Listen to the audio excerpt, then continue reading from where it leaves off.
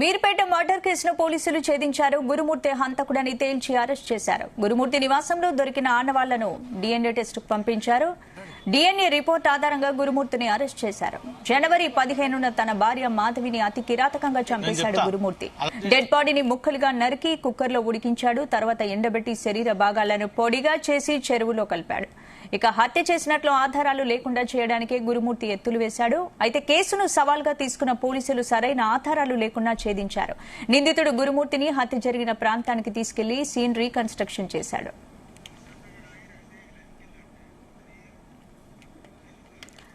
ఇదే అంశానికి సంబంధించి పూర్తి అప్డేట్స్ మా crime bureau chief Raviteja live లో అందిస్తారు. రవితేజ,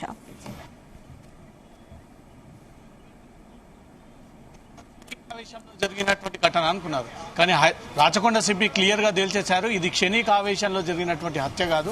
ప్రీ ప్లాన్డ్ గా తన భార్యని హతమందించడానికే చాలా రోజులుగా ప్రయత్నాలు చేస్తూ ఉన్నాడు. పక్కా పథకం ప్రకారంగా ప్లానింగ్ తోటే భార్య ఈ హత్య జరిగేటప్పుడు ఇంట్లో ఉన్నట్టయితే ఆధారాలు దొరుకుతాయి, దాంతోపాటు విట్నెస్ కూడా దొరుకుతుంది. దానికి సాక్షులు పిల్లలు అవుతారు. కాబట్టి ఆ పిల్లల్ని కావాలని గురుమూర్తి తన పిల్లల్ని తీసుకెళ్లి బంధువుల ఇంట్లో వదిలేసి మళ్ళీ తీసుకెళ్లి తన బంధువుల ఇంట్లో పెట్టాడు.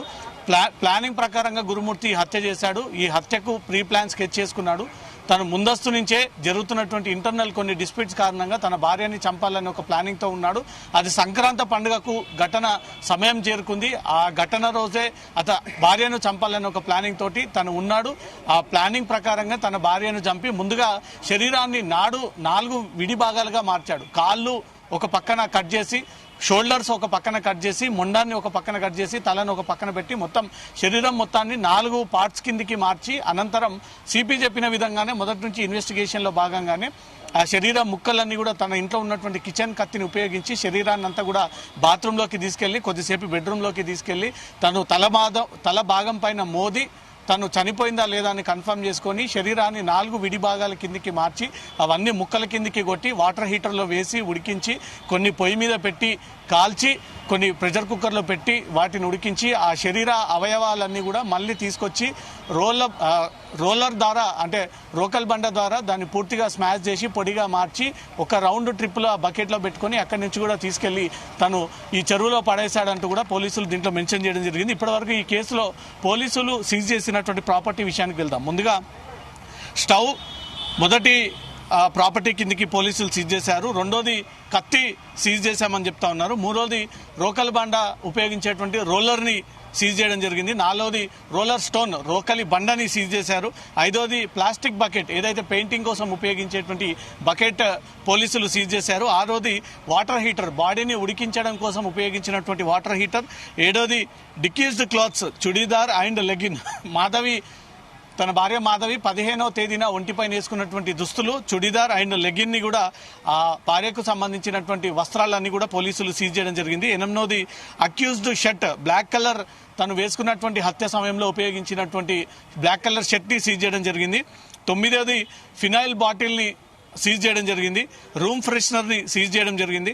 11వది సర్ఫ్ ప్యాకెట్ ఏదైతే ఆ బాడీని ముక్కలుగా చేసి ఆ బ్లడ్ అంతా కూడా నేలపై పడి కంపు స్మెల్ వస్తుందో అదంతా కూడా క్లీన్ చేసుకోవడానికి సర్ఫ్ ని ఉపయోగించాడు, రూమ్ ఫ్రెషనర్ ఉపయోగించాడు, ఫినాల్ బాటిల్ ఉపయోగించాడు. 12వది యాసిడ్ బాటిల్ పెట్టి ఆ యాసిడ్ ద్వారా అక్కడ ఉన్నటువంటి రక్తాన్ని మొత్తం కడిగేసి చుక్క రక్తం లేకుండా కూడా తను ఈ ప్లాన్ చేశాడన్నట్టు కూడా 12వ ఐటమ్ గా యాసిడ్ బాటిల్ ని సీజ్ చేశారు. 13వ ఐటమ్ గా డోర్ మ్యాట్, ఈ డోర్ మ్యాట్ ని పెట్టి అక్కడ చిందినటువంటి రక్తాన్ని మొత్తం క్లీన్ చేసి ఆ డోర్ మ్యాట్ ని కూడా సీజ్ చేయడం జరిగింది. 4వది స్క్రాప్ బకెట్ ఒకటి, ఈ చెత్త వేస్ట్నంతా కూడా తీసుకెళ్లి సరూర్ నగర్ జిల్లాలో చెరువులో వేశాడు. ఆ స్క్రాప్ బకెట్ కూడా 14వ ఐటమ్ కింద సీజ్ చేశారు. 15 తను ఉపయోగించినటువంటి మోటార్ సైకిల్, ఆ మృతదేహాన్ని ఇంట్లో నుంచి జిల్లాగూడ చెరువుకి తీసుకెళ్తున్నటువంటి మృతదేహాన్ని ఉపయోగించినటువంటి మోటార్ సైకిల్ కూడా యూజ్ చేయడం.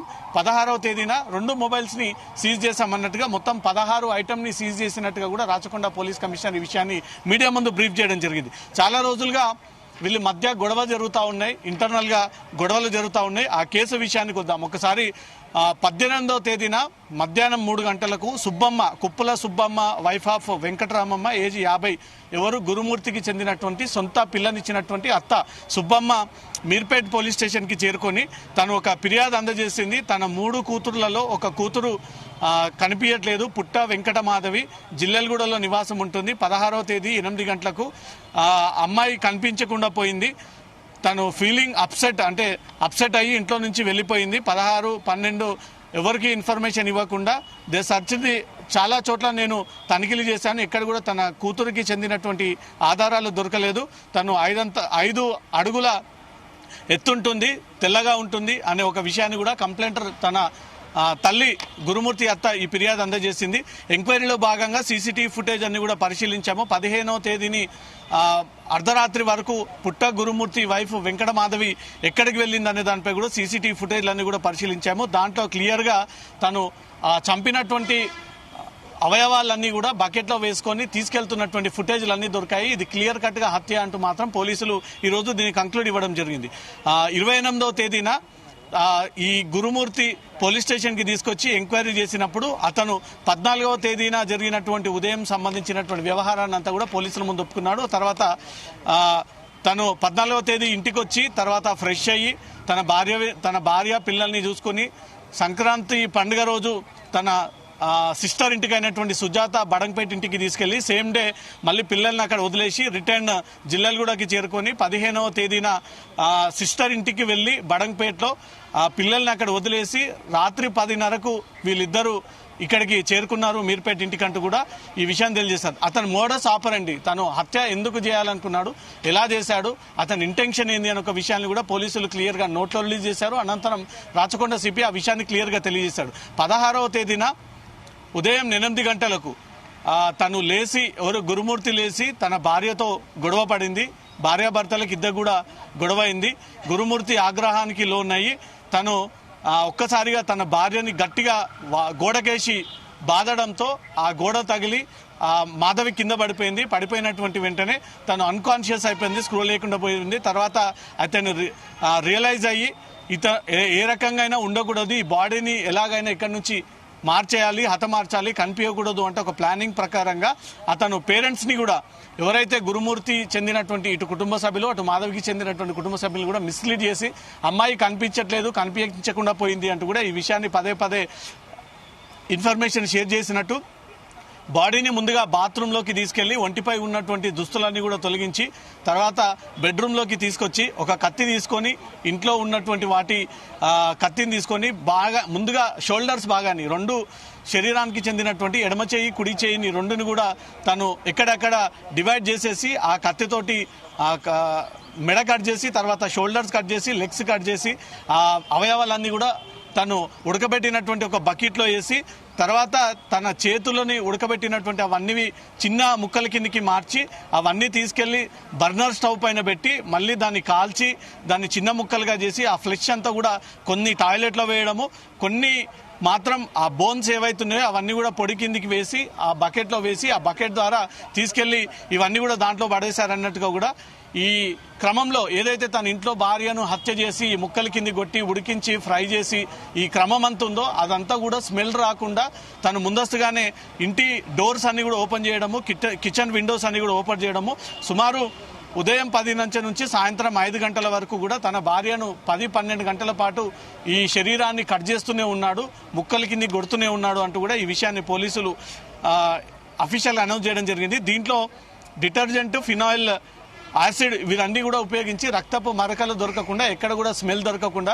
అటు డాగ్స్ గార్డ్ కానీ క్లూస్ టీమ్స్కి కానీ ఫోరెన్సిక్ డిపార్ట్మెంట్కి కానీ ఎక్కడ కూడా సమాచారం దొరకకుండా అదంతా కూడా ముక్కల కిందికి చేసి ఫినాయిల్ యాసిడ్తో పాటు అదంతా కూడా రూమ్స్ని క్లియర్ చేశాడు.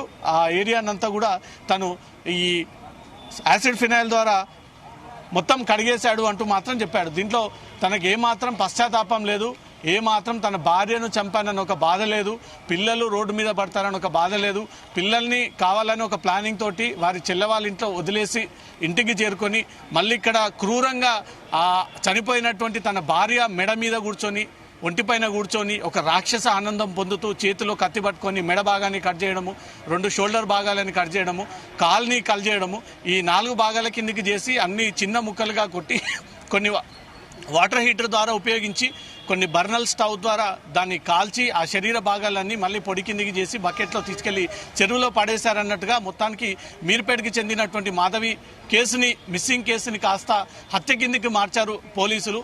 దీంట్లో గురుమూర్తికి చెందినటువంటి తన మేనమామ ఇచ్చినటువంటి కన్ఫెషన్ తిరిగి అతని నుంచి ఇంకో ఫిర్యాదు తీసుకొని ఆ ఫిర్యాదులో భాగంగా తను హత్య చేశాడంటూ కూడా స్వయంగా తన మేనమామకు చెప్పినట్టు తన మేనమామ ఇచ్చినటువంటి ఫిర్యాదు పైన హత్య కేసుకి పరిగణలోకి తీసుకొని హత్య కింద ఈ కేసుని పరిగణించి గురుమూర్తిని మరి కాసేపట్లో రిమాండ్కి తరలించనున్నారు. మళ్ళీ రాచకొండ పోలీసులు గురుమూర్తిని కస్టడీలోకి తీసుకొని విచారించేటువంటి అవకాశం ఉంది. ఇద్దరి మధ్యలో ఫ్యామిలీ డిస్ప్యూట్స్ అయితే కొనసాగుతూ ఉన్నాయి. క్షణిక ఆవేశంలో జరిగినటువంటి హత్య కాదు, ప్రీ ప్లాన్ ప్రకారంగా తన భార్యను మట్టుబెట్టడం కోసమే చాలా రోజులుగా ప్లాన్ చేస్తూ ఉన్నాడు. అది సంక్రాంతి పండుగ సందర్భంగా ఆ ప్లాన్ని అమలు చేసి ఆర్మీ తెలివిని ఉపయోగించుకొని ఏ రకంగా శరీరం దొరకకుంటే ఆ కేసులో నిందితుడు ఈజీగా జైలు పాలు అవ్వకుండా బయటకు వస్తాడో అదంతా ప్లానింగ్ ప్రకారంగానే చేశాడు. చాలా క్రూయల్గా, చాలా పశ్చాత్తాపం లేకుండా, ఏమాత్రం కనికరం లేకుండా, పిల్లలు తల్లి రోడ్డు మీద పడతారనే ఒక బాధ లేకుండా క్రూరంగా ఆ నిందితుడు వ్యవహరించాడంటూ కూడా రాచకొండ పోలీస్ కమిషన్ ఇంతకుముందు మీడియా ముందు ఆ వివరాలను కూడా తెలియజేయడం జరిగింది.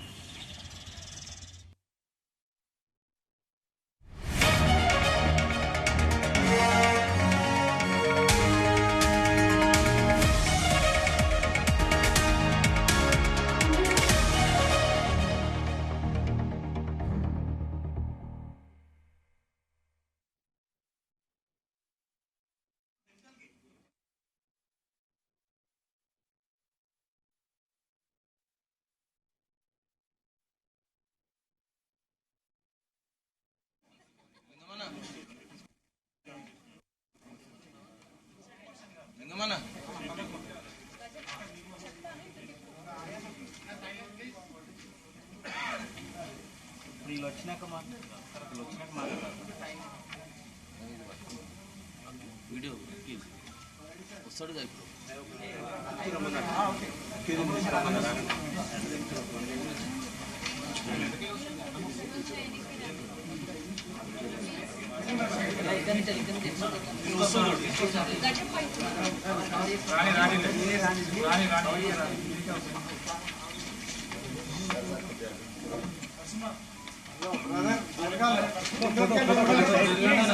Photo side